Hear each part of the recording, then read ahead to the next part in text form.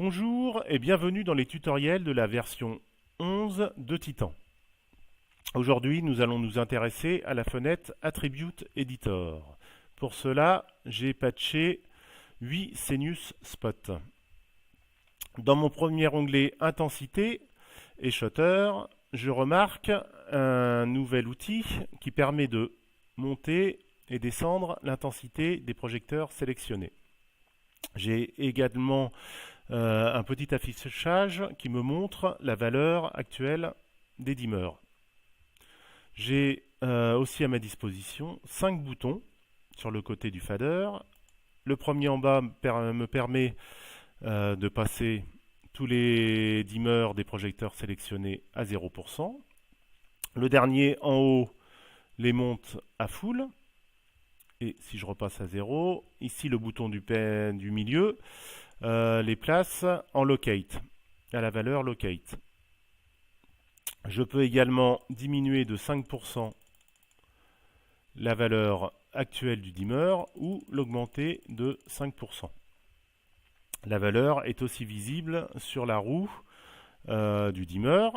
Et on remarque en passant que dans la version V11, le shutter est maintenant sur la même page que l'intensité est juste à côté du dimmer. Dans mon deuxième onglet Position, ici, j'ai un rectangle qui simule la scène et une petite croix qui me permet de déplacer mes projecteurs ici sur les deux axes pan et tilt. Je peux bloquer les axes un par un, ce qui me permet d'avoir que le tilt ou que le pan.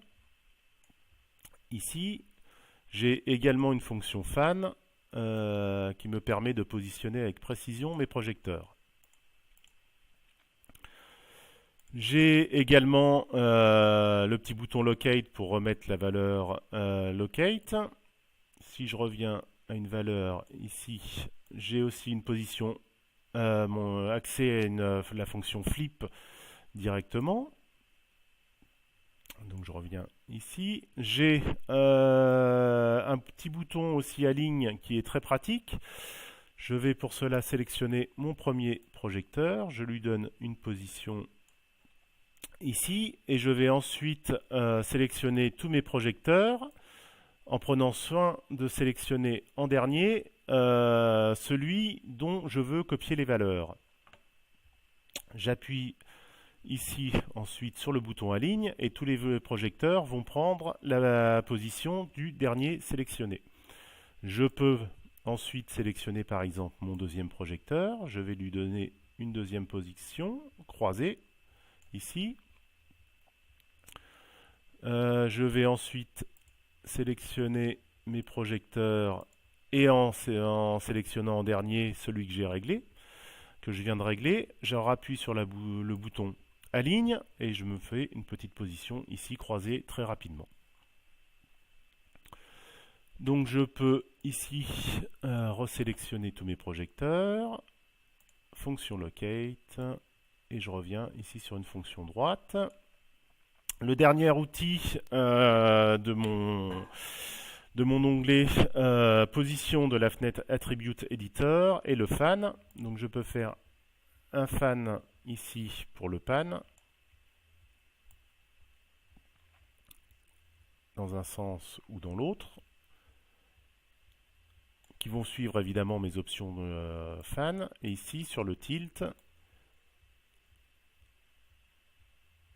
et qui suivent également bien sûr l'ordre de sélection.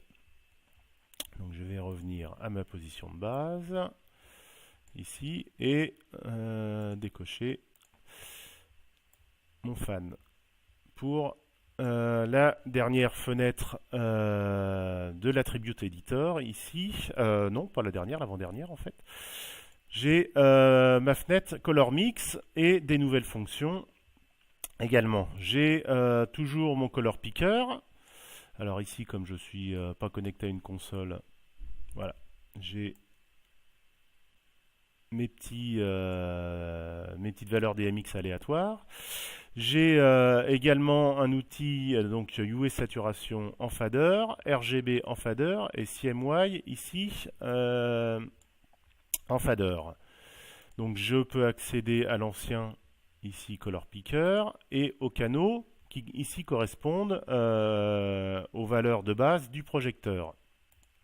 Je peux évidemment ici travailler soit sur le Color Picker, ça va me changer mes valeurs directement ici. Je peux changer mes valeurs de roue directement ici. Voilà, je vais avoir mes valeurs directement. Et je peux ici rechanger par exemple mes valeurs RGB, ça va me changer mes valeurs UV saturation. Et CMY ici, ça va me changer mes valeurs RGB et UV saturation. Donc on a vu ici que quand je change les valeurs sur la roue, pour le moment ça ne change pas mes valeurs sur le Color Picker, mais dans un avenir proche, alors soit dans la version V11 finale, soit dans la version dans une version ultérieure, il y aura une interaction entre les deux.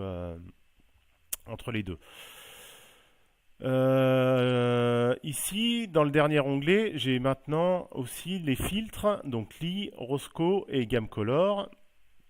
Donc si je vais dans un Lee, par exemple, voilà, 164 ou 26 ou 113. Voilà, évidemment, c'est à la précision de la color, à la précision du système de trichromie du projecteur. C'est pas forcément homogène entre différents types de projecteurs. Le dernier du coup maintenant c'est sur donc on va revenir ici en blanc pour voir la dernière option. Ça va être pour les gobos. J'ai maintenant dans l'attribute editor ici des images des gobos à disposition. Donc ici, ce qui me permet d'enregistrer ici une palette et d'avoir directement l'image dans les palettes. Ici, donc si je sélectionne le gobo 2, ici j'enregistre ma palette, j'ai mon image dans ma palette du gobo 2.